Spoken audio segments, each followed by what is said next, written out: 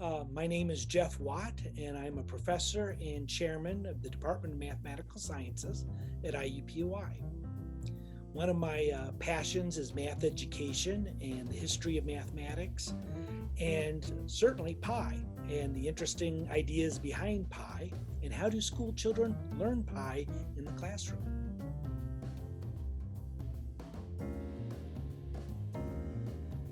So the first people to actually try to find the value of pi was probably the Egyptians.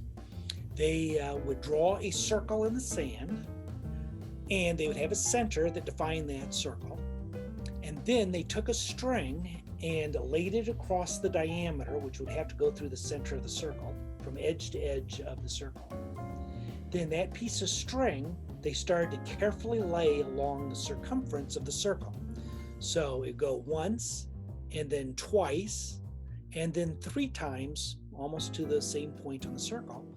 But every time they did that, they were always just a little short. And that little short ended up being 1/8 of the diameter. So they used, for the first 500 years of mathematics, 3 1/8 as their approximation to pi.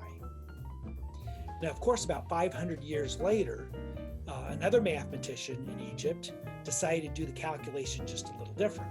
Again, he drew a circle, and then he laid the string carefully along the circumference of the circle all the way around.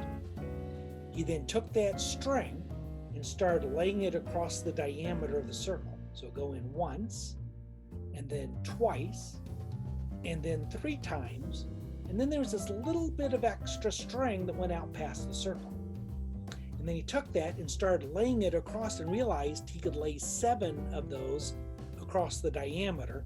So that was about 1/7 of the diameter. So the Egyptians improved their understanding of pi by writing it as 3 1/7. So we start with the Babylonians that started with 3. That was good enough for their calculations. And then later 3 1/8, and then later 3 1/7.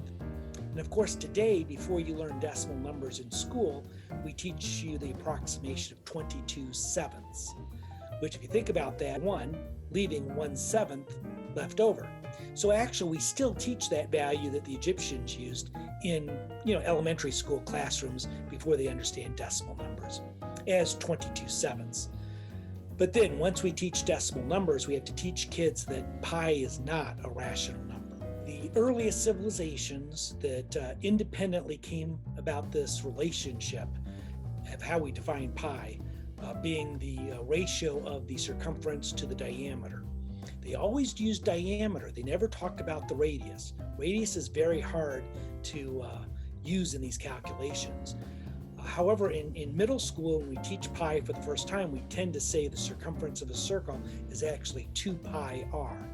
Well, 2 times r is going to be the diameter. But we never, until recent years, have ever really mentioned pi as being a ratio to the radius. It's always the diameter.